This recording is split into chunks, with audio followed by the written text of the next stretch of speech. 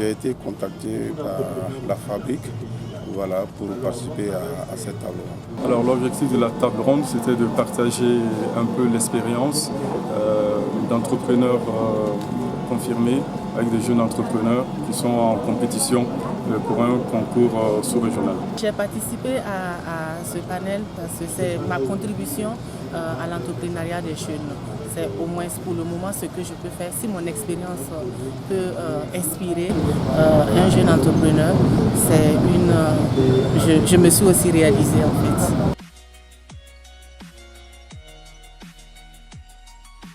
J'ai décidé de participer à cette journée de l'entrepreneur parce que j'ai mes idées de projet que j'ai essayé de mettre en pratique. Bon, j'ai voulu mettre en place mon projet, c'était pas facile. J'avais besoin d'un mentor, j'avais besoin d'être coachée. Et l'occasion s'est présentée avec cette activité de la fabrique. Donc nous sommes venus, nous avons rencontré 5 personnes, 5 grands entrepreneurs qui ont un fort impact dans notre industrie. Et déjà, ils nous ont fait comprendre comment est-ce que c'est difficile l'entrepreneuriat, mais comment est-ce que c'est également facile quand on est passionné par notre activité. On a été touchés par comment ils ont commencé, parce qu'ils ont tous eu des problèmes au début. Après, comment est-ce que cela a été solutionné malgré tous les problèmes. Et comment, enfin, ils nous ont donné leur stratégie pour pouvoir développer l'entreprise qu'ils ont mis en place. Parce qu'après la création, après avoir fait face aux difficultés, il faut développer son entreprise. Et vraiment, ça nous a beaucoup apporté. Nous avons participé à cette table ronde dans le but de pouvoir avoir des idées et de compétir au niveau international et aussi commercialiser notre produit au niveau international. Nous sommes très satisfaits, nous avons eu à rentrer en contact avec des entrepreneurs très aguerris qui nous ont donné des conseils et cela vraiment sera très bénéfique pour nous dans le but et dans notre marche entrepreneuriale.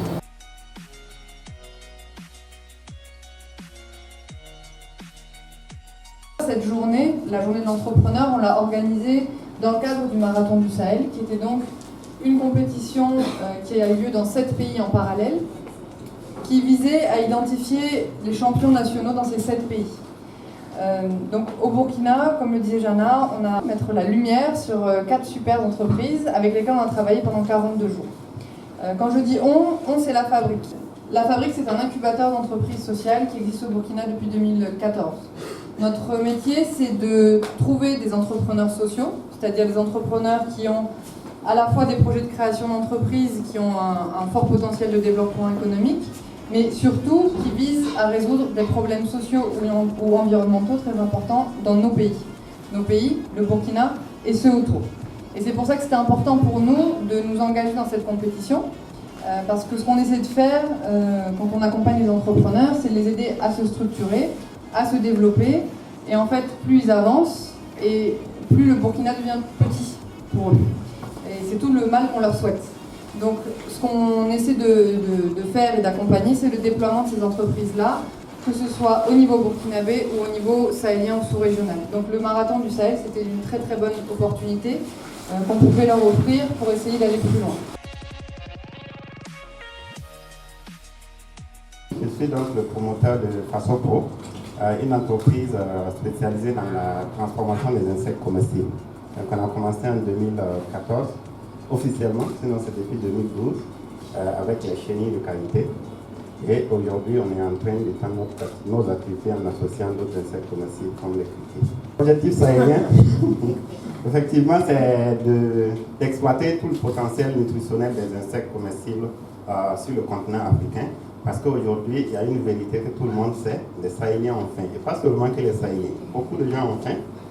Et il faut qu'on arrive à trouver de nouvelles sources de protéines pour pouvoir nous nourrir durablement et préserver notre planète. Ce qu'on a essayé de faire avec Gérard, c'est de trouver des moyens de protection contre le palu en s'appuyant sur les habitudes quotidiennes des populations. Au départ, c'était un savon anti-moustique qui s'appelait Faso-Soap. Et on s'est rendu compte, en fait, qu'on a fait une grosse étude au Burkina, que certes, les enfants utilisent, les mères utilisent en fait du savon sur leurs enfants le soir, mais ils sont constamment pommadés. Et on a conçu, avec le ministère de la Santé, avec le Centre national de recherche et de formation sur le paludisme, et des experts en cosmétique français, des experts en parfum français, tout ça avec des femmes ici sur le terrain, une pommade, la première pommade anti-moustique longue durée. C'est des pâtes qui sont très bons déjà, qui ont une odeur très fruitée, qui protègent pendant 5h30, au moins 5h30 en fait, des moustiques anopheles après usage. Rien qu'à Ouaga, vous avez 300 000 tonnes de déchets organiques chaque année, qui justement nous ramènent des moustiques chez nous. Donc alors on a décidé d'en faire en fait une source de production de matière organique. Donc Revitalis aujourd'hui a un procédé spécifique, d'ailleurs on passera voir l'OAPI, pour produire en fait la matière organique concentrée à partir des déchets. N'importe quel déchet que vous nous donnez, nous vous le transformons en engrais concentré. Donc on s'est rendu compte qu'au Burkina Faso, on accordait une importance particulière au logement. Ici, c'est lorsqu'on construit sa maison qu'on devient un homme. C'est une réalité. Mais le logement est difficile d'accès. Je pense que pour ceux qui ont la volonté de construire, se sont rendus compte que les matériaux de construction coûtent extrêmement cher, ce qui fait que le coût du logement est assez élevé. Mais dans cette optique, en fait, pendant 2 années, nous avons cherché une solution. Nous avons finalement développé une brique, la brique Tenga, qui est faite à base de matériaux locaux, principalement de la latérite, stabilisée avec du ciment.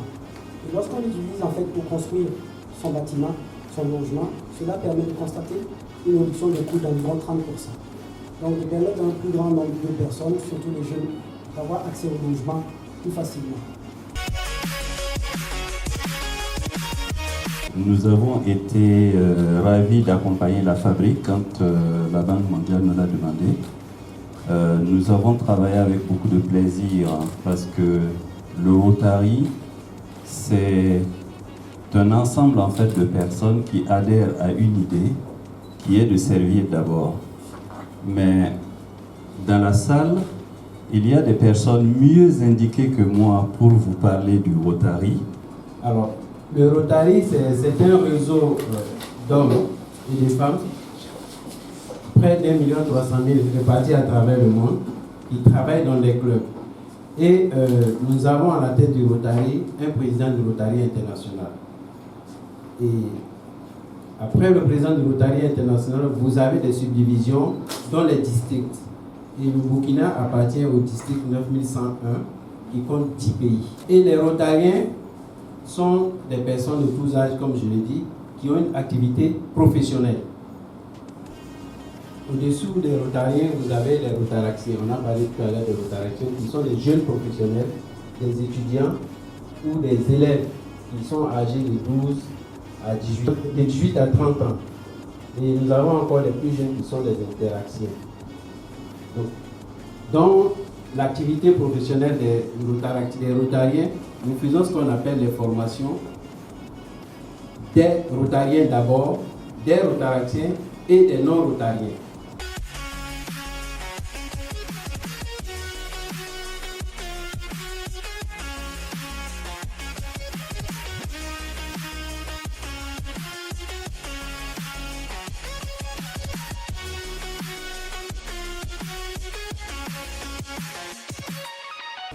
Je le disais tout à l'heure, tout le monde a gagné, il n'y a pas de vainqueur. On a juste besoin d'avoir 2 représentants qui vont aller défendre nos couleurs face à 12 autres représentants des 6 autres pays, puisque, on vous rappelait tout à l'heure, il y a au total 7 pays, donc ils seront 14. Et les 2 qui ont été retenus sont face aux pros pour...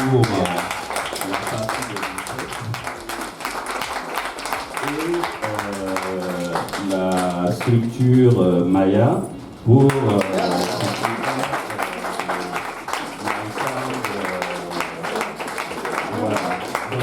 ces 2 personnes-là, donc ces 2 projets en fait qui vont sur le Mali et défendre en fait la suite de nos couleurs. Mais vous l'avez très bien compris, ils sont tous vainqueurs parce que quand je les ai rencontrés ou quand nous les avons rencontrés avec justement les trucs, les projets étaient matures.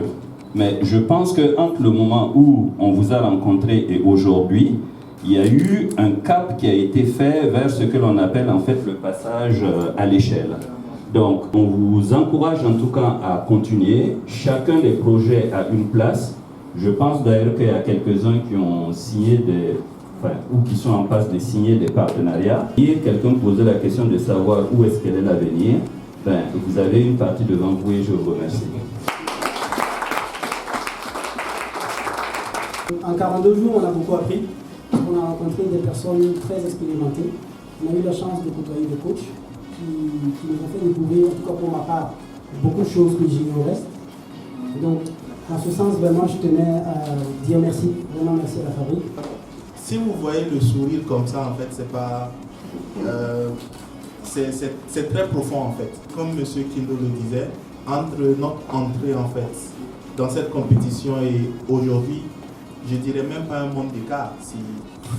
En fait, on a changé de dimension. C'est vrai que c'était assez intense. Moi, ce que j'ai beaucoup aimé finalement dans l'esprit de ce concours, c'est qu'on ne s'est pas battu les uns contre les autres, on s'est beaucoup entraîné. Vraiment, merci du fond du cœur et on va vraiment vous montrer que vous avez raison de nous faire confiance et on va se battre toujours.